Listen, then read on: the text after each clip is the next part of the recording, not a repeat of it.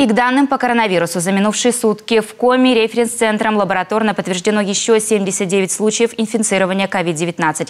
При этом значительно возросло и число выздоровевших, плюс 57 оправившихся от болезни за сутки. С начала пандемии в общей сложности в регионе коронавирус диагностирован более чем у 7,5 тысяч жителей, выздоровело почти 6,5 тысяч.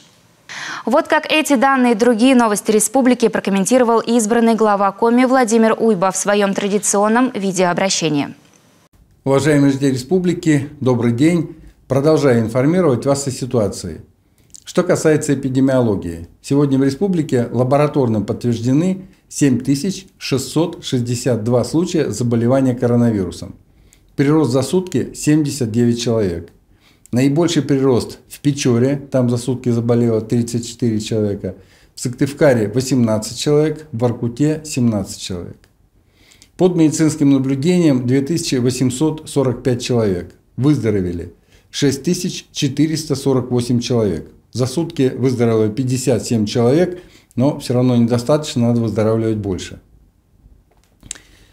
Ну и поскольку в республике действительно продолжается сезонный прирост заболевших, поэтому еще раз обращаюсь к вам, уважаемые жители республики, не забывайте соблюдать меры профилактики. Ношение маски, перчаток в общественных местах, в транспорте, ну и обработка рук антисептиком.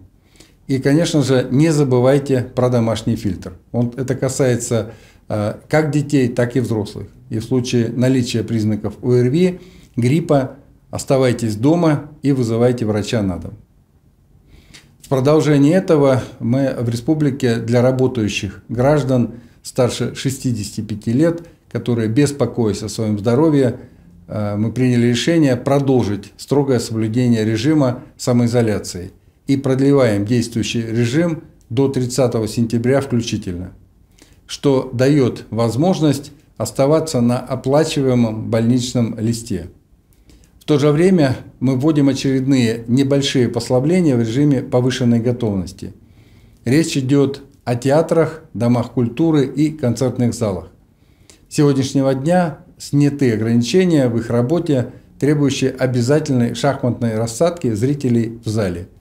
Но, конечно же, при обязательном условии соблюдения всех профилактических мер.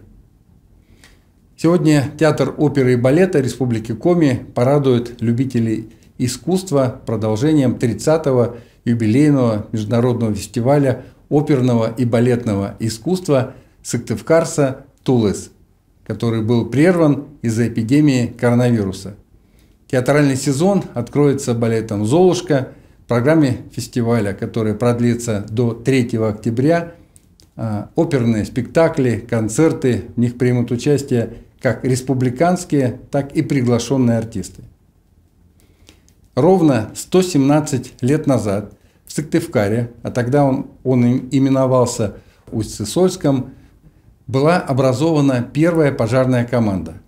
Эту памятную дату можно смело считать началом становления профессиональной пожарной охраны в республике.